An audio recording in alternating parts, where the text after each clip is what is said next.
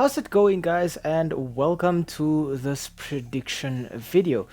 This one serves up a massive clash in the FA Cup on Friday the 26th of January at Tottenham Hotspur Stadium in North London between Tottenham Hotspur and Manchester City. Now, the last clash between these two took place on the 3rd of December in Manchester, and it served up some major fireworks between the two. Spurs, as the visitors, opened the scoring in the 6th minute when Son Heung-min managed to put the ball away after a swift counter-attack from the Lily Whites. Son then found himself accidentally putting the ball in his own net in the 9th minute when City placed a free kick into the Tottenham box and he accidentally poked it past his own keeper.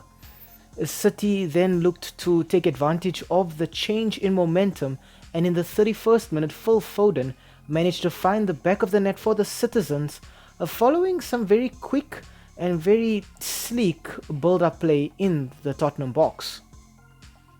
Spurs then hit back in the 69th minute courtesy of Lo Celso, winning the ball back quickly around City's box, and Lo Celso knows exactly what he wants to do with that ball, so he cuts in and curls it past the keeper. City looked to take advantage of some clumsy defending by Spurs when they looked to take advantage of a mistake at the back, and Jack Grealish was played in and just given a tap in. City probably thought they were going to win the match at that point, but Spurs had the last say when in the 90th minute Kulusevski managed to head the ball past Ederson and make it 3-3 at Manchester City.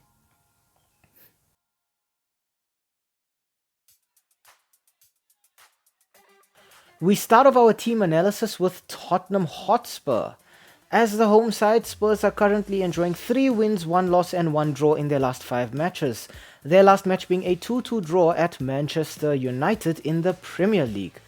Highlight players for Spurs, we got to start off with Son Heung-min with his 12 goals and 5 assists, always a creative threat. Next up, Pedro Porro leading the way for Spurs in terms of the assists with 7 assists and a single goal. And finally, I want to talk about Christian Romero, who plays centre-back, but finds himself also on the top scorers list with 3 goals for Spurs. I think for Romero, the big issue will be keeping his cool, because at times he does tend to see red a little too often.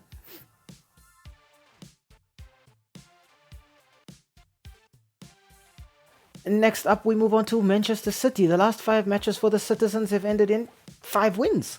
Their last match being a 3-2 win away at Newcastle. Leading the way for Manchester City always gonna be Erling Haaland with 19 goals and 5 assists.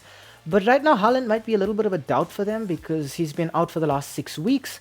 But I think he's still gonna feature in some way or the other. Next up is Julian Alvarez with 13 goals and 9 assists. He's the second highest goal scorer at City right now, and he's leading the way in terms of assists, really plugging that hole left vacant by Kevin De Bruyne.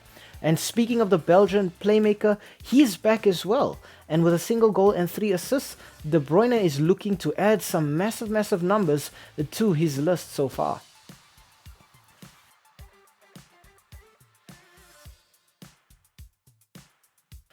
Okay, we move on to the head-to-head and the S3M2 verdict between these two sides. The last 5 fixtures have ended in 3 wins for Spurs, 1 win for City and a single draw. So somehow Spurs actually have the advantage in this one. And it's a massive home advantage as well. City have lost 1-0 at Tottenham Hotspur Stadium in their last 2 matches there. And for Spurs, this might be a fantastic sign because this fixture is being played in North London as well. The Spurs have a better record in this fixture, but City's form going into this match is so much better. 5 wins out of 5, you can't write that off. With Kevin De Bruyne back, City will definitely be taking some massive heart from that as well. But I think also we cannot write off the fact that Haaland is a bit of a doubt here. I think also when you consider that Spurs are looking forward to having players of their own return as well. Somebody like James Maddison could be so important for Spurs going forward and just for the rest of the season. I think at the end of the day, Spurs do have an advantage here. I think City are going to struggle. I think it's going to end up being a draw. and then we're going to end up having a replay. It's a big one to be betting on for this one. I just don't see City getting a result here. I think a draw is actually the best that the citizens could hope for here. I think really just Spurs also looking to capitalize on the fact that Haaland probably might not feature. I'm thinking that he will, but I think Spurs will be banking on him not featuring. Thankfully for both of these sides, I don't think they're missing too many players, or at least too many important players, thanks to the Africa Cup of Nations. But I do just think that City are fighting an uphill battle here. So, as I said, I'm going to go with a draw. Probably 2-2 here. And then we'll have a replay at the Manchester City Stadium in Manchester.